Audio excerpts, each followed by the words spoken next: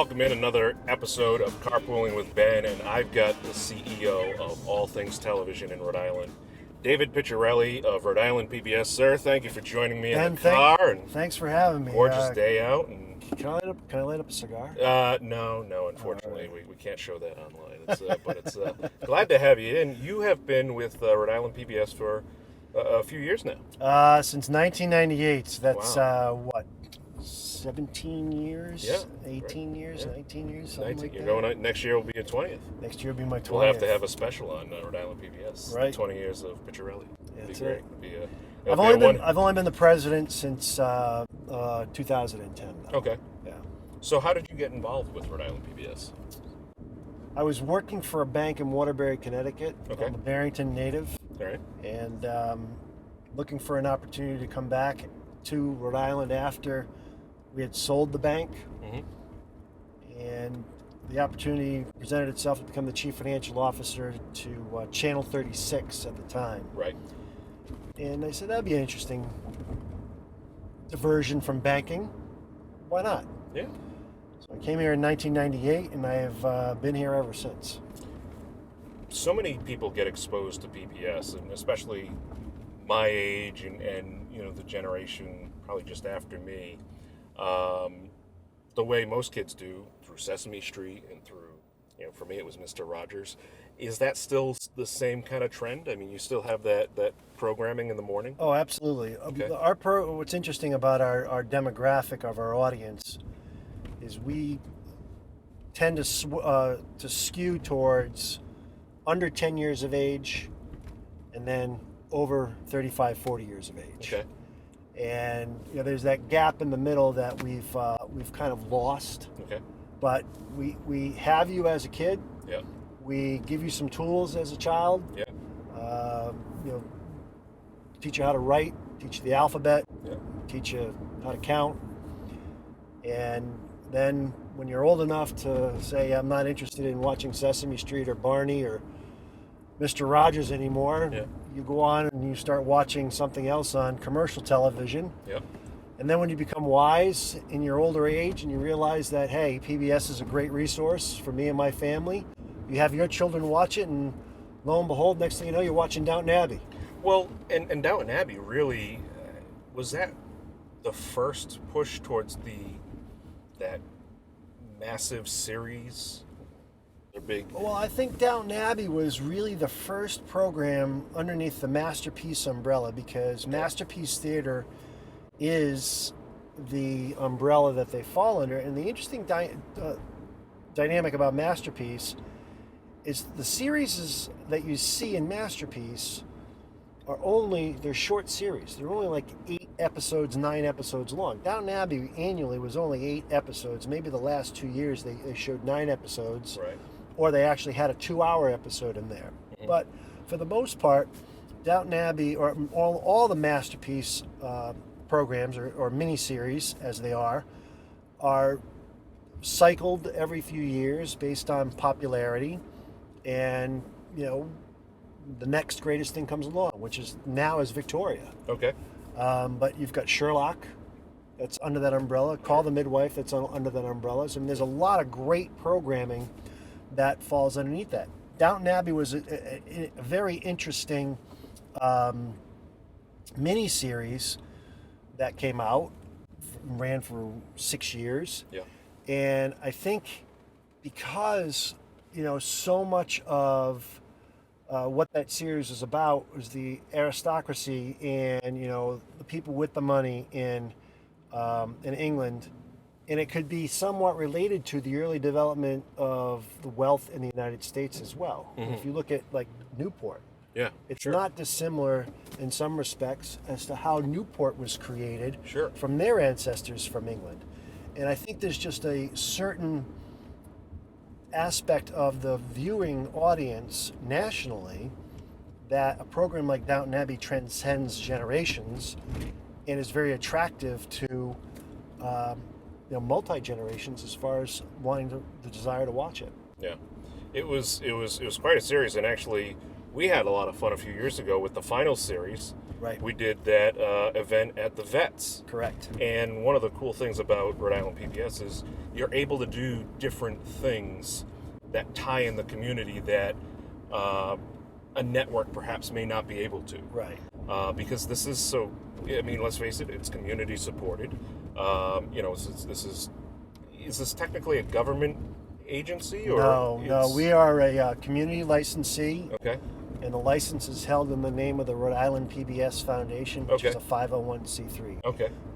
We get some federal support from the Corporation of Public Broadcasting. Okay. But we get no state support whatsoever from the state of Rhode Island. All right. That's very interesting. But we had that event. Yep. Everybody had their tuxedos on. Yeah. We looked good. We looked great. You know, we're sitting there. As good as we can look in tuxedos. Absolutely. These guys haven't aged much back no, there. they look fantastic. Nick, Ron, and Pete. You know, glad to have you with us. But it was a fun event. We even created a spoof. Yeah. And it caught the attention of the producers. We upset some people with that spoof. But you know what? They were in England. Who cares? And the ironic part about it is, I mean, you would have thought that we had hundreds and thousands of downloads, and I'm not sure we broke the 1,000 mark as far as downloads and views go. But it might have been my fault for the Facebook posting. That was awesome. But that was absolutely awesome. Are you kidding? The production value, they did a great job coming up with the concept and everything. Yeah. That was all, the creative team there, and they did a phenomenal job with it. It looked great. It did. And people thought in the audience that they were watching the opening to the actual show, and it was all of a sudden it was all the State House and the different. That was great. That was a very good night. That was a very good show. A very good spoof that we did. Yeah. Yeah. But there are always those kind of opportunities, and it was a night to help raise funds. You guys have another opportunity like that coming up real soon, with quite a well-known chef. Right. We have our annual, and I think this is our 16th annual An Evening Uncorked. Okay. It's a celebration of food and wine. It's at the Pawtucket Armory on April 8th. Okay. We have 16 different restaurants from southeastern New England. Wow. That will be set up around the room, offering little tasting bites of what they want to bring. Mm-hmm. And then we have 8 different tables of wine set up. We have 4 that are readily commercially available wines. Okay.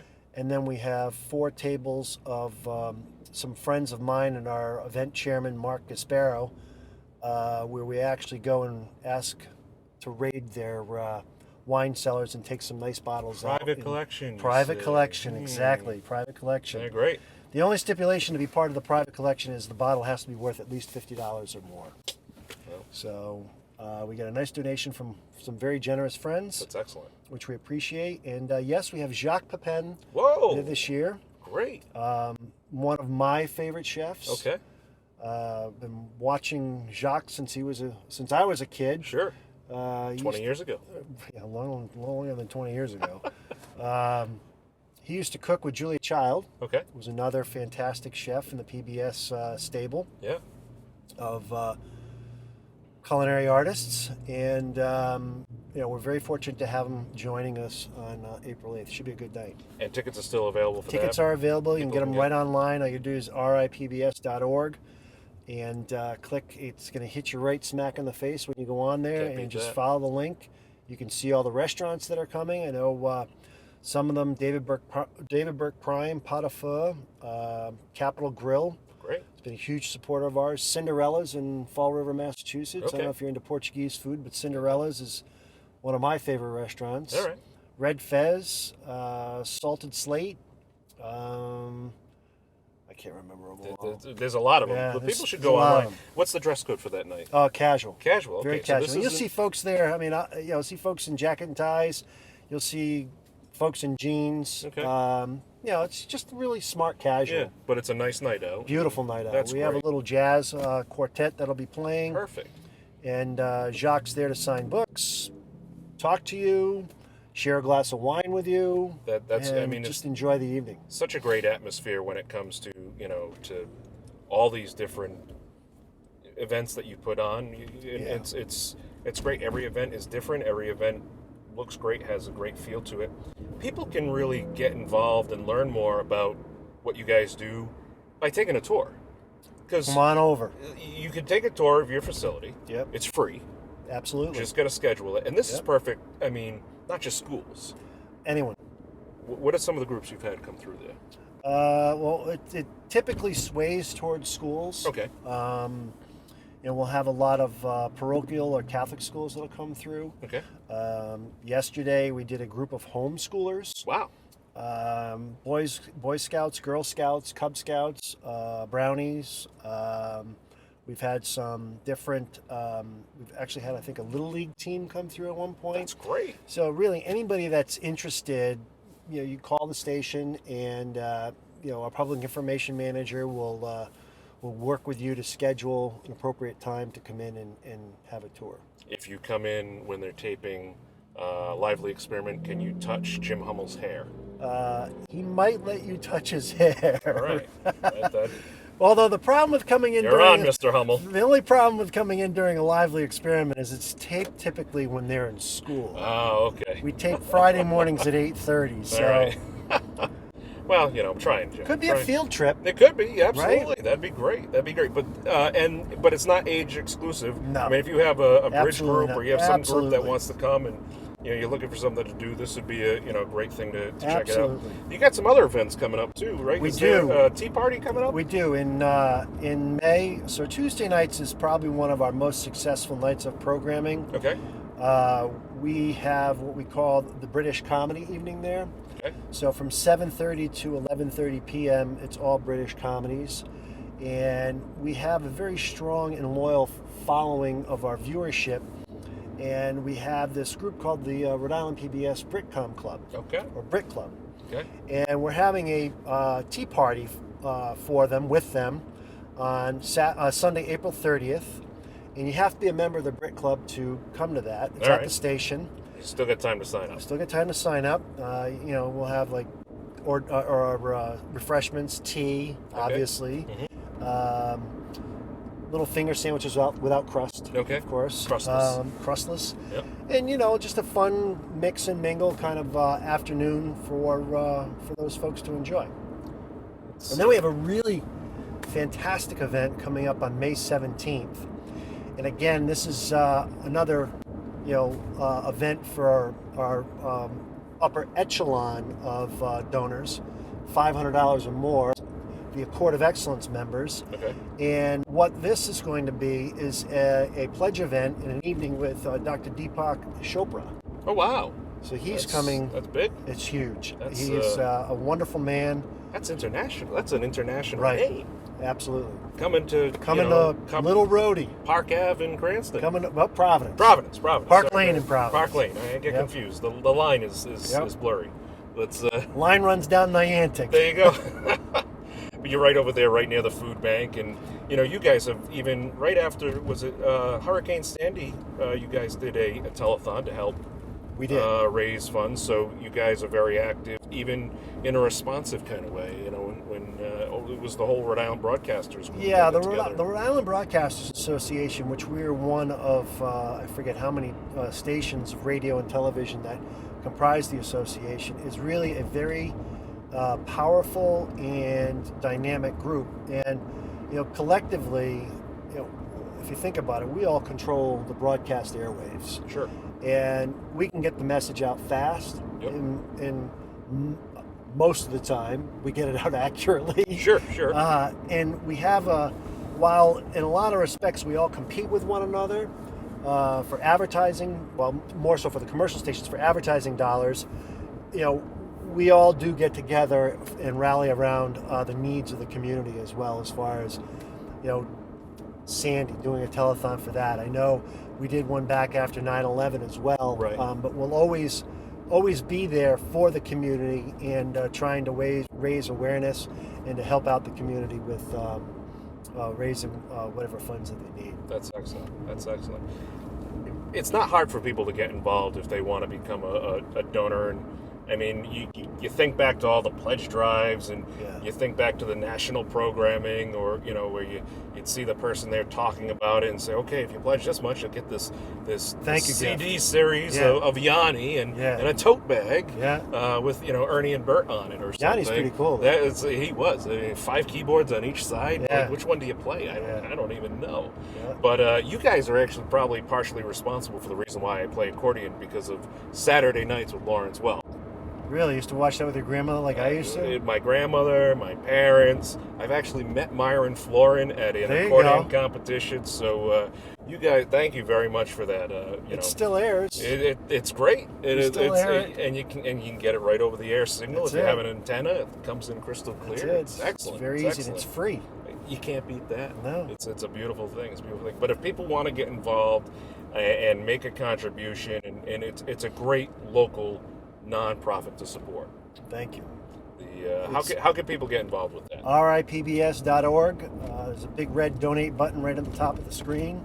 Yep. Or you can call us at 401-222-3636 and push 0 for the operator, and she can direct you to the appropriate person to take your pledge. Or if you're a business and you're interested in a sponsorship opportunity of one of the great programs that we air, you can do that as well. That's great. Cardi's, one of your sponsors here, is a sponsor of ours as well. That's great. And I want to thank Nick, Ron, and Pete for giving us an anniversary shout out. We're celebrating our 50th anniversary this year, and they were very kind to give us a recording of some wishes for us for our anniversary, as well as Senator White House and Governor Raimondo. We're very appreciative of that. That's awesome. Hey, listen, if you want to give a shout out, you can do it yourself. Record your message or write a post and put it up on your Facebook page, because you guys are on Facebook. Absolutely. The information's there. Follow you guys, and that's a great way to get the information out as well. This is, of course, a Facebook and YouTube program. Right. But, maybe we can talk about that 2 a.m., slot that you need to fill with content. There you go. Carpooling with Ben goes international via PBS. That's it.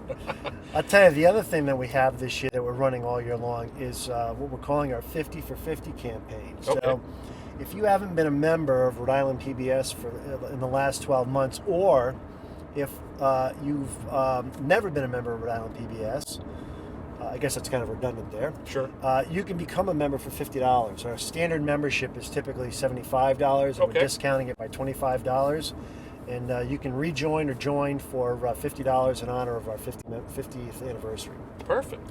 That's great. And when you do that, obviously it's supporting all the great programming. I mean, all you really have to do is think about what's the first TV show you watched as a child. Yep. Chances are it was on your station. Chances are it was on our station, because if you're of my generation, cable and satellite didn't exist back then, and all you had were your rabbit ears, unless you were lucky enough to have one of those terrestrial receivers that was mounted to your fireplace. It was a crazy time to be alive, with the wasn't big dial on the TV that you kept playing with, and your father yelled at you, "Stop playing with that."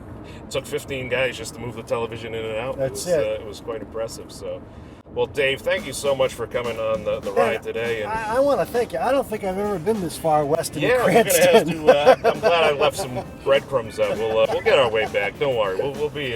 We'll be back in time for Wapner. It's all good. Look at that. 15 minutes side to side across the state of Rhode Where Island. ladies and gentlemen, welcome to You Connecticut and can't beat it, can Massachusetts. That's a beautiful thing. Dan, David, thank you very much. Great job. Congratulations on your new gig, Thank you. I'm having This is fun. awesome. Oh, glad you enjoyed it. I hope I can make the blooper reel. Well, it's very tough because you were perfect. You're spot on. So.